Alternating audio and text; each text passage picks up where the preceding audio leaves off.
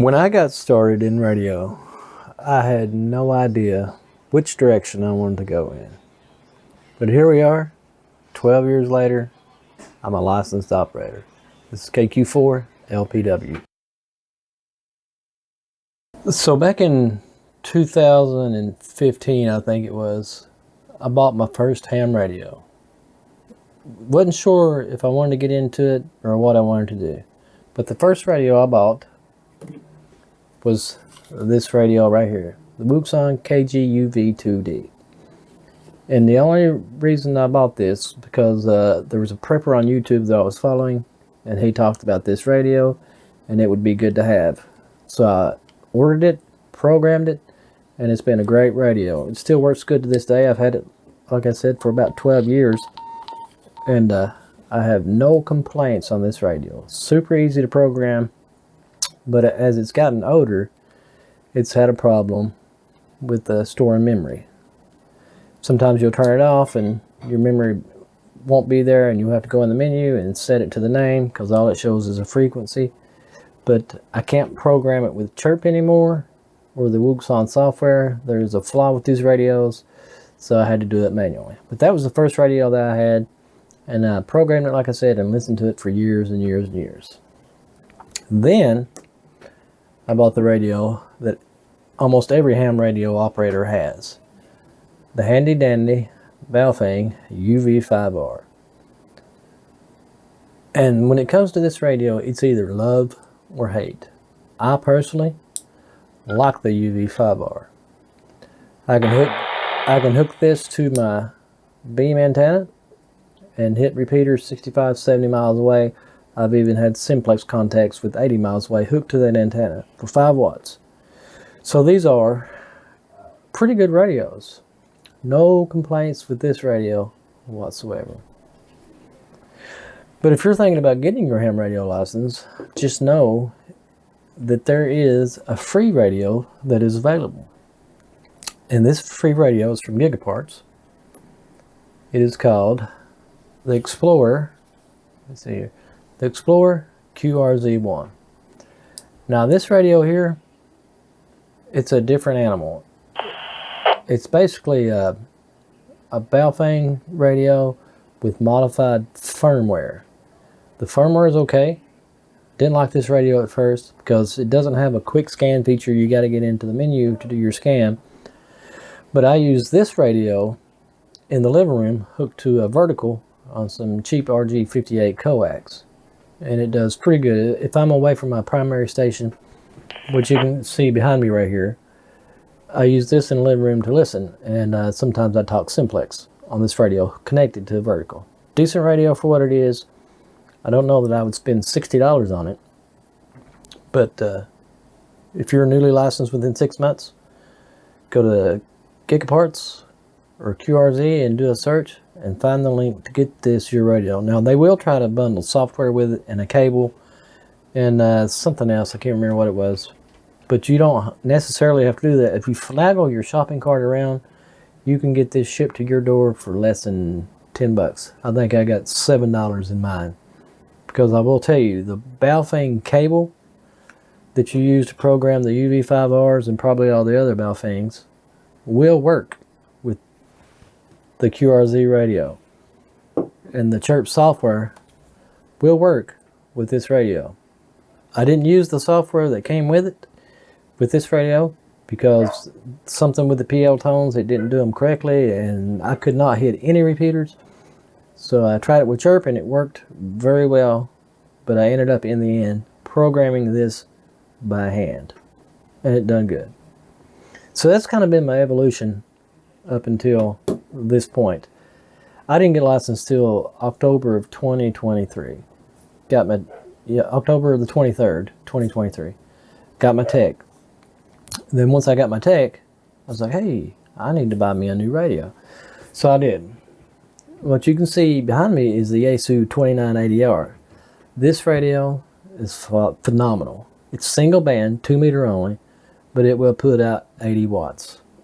I think it's 5, 10, 30, and 80, or maybe 5, 30, and 80 on the watts output. Great radio, good sound. There's people talking now. It's got a really good speaker on it. Highly recommend it. Scans well. It's got weather bands built into it. It's got a really good mic on it. And I get good reports on the audio quality. I have a lot of people telling me I wouldn't change a thing because you sound phenomenal. Highly recommend that. But that is going through some KMR 400. Going out to a Diamond Yagi. It's the A144S10. And it does great. I have a 100-foot tower, but I don't have that antenna on the tower yet. I have it on 2 pieces of chain link fence top rail, 20 feet off the ground, and it does perfect. I mean, just, it's everything that I wanted in a station. And that's what's good about ham radio. Once you get into ham radio, you can go any direction that you want to. It is wide open. I mean, there's just so many things you can do. You can do QRP, you can do digital modes, FT8, and stuff like that. The FT8 is great. The tech license lets you do a whole lot of things. But if you really want to have a lot of fun and get a whole lot of bands, you need to upgrade to your general, which I did. I upgraded to my general just slightly after Christmas. And yeah, I'm a licensed general now. So now I'm going to study for my amateur extra. It doesn't give me a whole lot more, but I think it's more for personal growth and development because I like to learn. And if I learn that, then hey, good for me. I'm a licensed amateur operator. I have also became a VE, a volunteer examiner, through the ARRL. I want to see people get their license for the first time. And you don't necessarily have to go to in-person classes. There's a ton of stuff online, which is where I took my test at. I took my tests online. 150% recommend you take your test online. The process is great. It's good. There's no complaints about it whatsoever. And you will not cheat at it. If you're one of these people that suffer with anxiety, online is the way to go. I forgot that I had the radio on. I'm used to listening to it so much. But yeah, get your license, get on the air, and let's grow this hobby. And if you can't afford a really good radio at first, get the UV-5R, $25. Ton of these out there. Or get the free one. Get you some cheap coax and a cheap vertical, and use it as your base station. Because that's what I done when I got licensed. I used this UV2D hooked to a tram vertical on the RG58 coax, and I used this as my base station. Dual band radio worked great. 440 in this area is kind of dead, but it worked really well. I could hit repeaters 45, 50 miles away with it. Checked in on a bunch of nets. Simplex worked well. And the UV-5R do the same thing, hooked to a good antenna, unless you live in an area where there's some repeaters really close to you. That would be some good options. As far as the high-priced HTs, I'm not interested into the high-priced HTs. My next thing to do is to get a HF rig. And I've got a pretty good lead on an Icon 756 Pro 2. The gentleman wants $800 for it, but I'm going to try to get it a little bit cheaper. And if I can get that radio, it's all I'll ever need. It'll do all my digital modes that I want to do, and I'll never have to upgrade again. But ham radio is not dead. There are nice people out there. The reason I didn't get licensed years ago is because there was a club not too far away, another county. And the president of the club, he just didn't come off as very friendly to me, and he just sounded arrogant. And I didn't pursue it. I didn't want to be a part of it. But times have changed. The ham radio community is starting to grow again. It is very, very welcoming. Everybody is extremely nice, and it's a great hobby. Get into it. And the reason I'm dressed up like this, bundled up, is because it's cold. It's like 4 degrees outside, and I'm in my radio room that's a work in progress. It's an extra bedroom I have in the house. And I don't like sitting and turning around sideways with the camera and my desk here because I got green screen behind me, but I got to redo this whole room, and I'm going to turn it into my radio room. I'll show you what I've got so far. Right now I've got just a PC monitor, and I've got this big TV behind the PC monitor. It will go on the wall. So when I get my HF rig, and a second monitor here, I can have 3 different things going at one time. It's just everything that I'll need. I'll have to have a grid tracker, WJSTX, and I'll have QRZ up, and just all kinds of stuff. And the reason I'm tracking the space station is because I've made myself a goal of contacting it. I've got my programmed frequencies into my radio, but I need a directional beam and maybe just a few more watts. There's a gentleman over in the Bluegrass Amateur Radio Society Club in Lexington who's got a tracking antenna.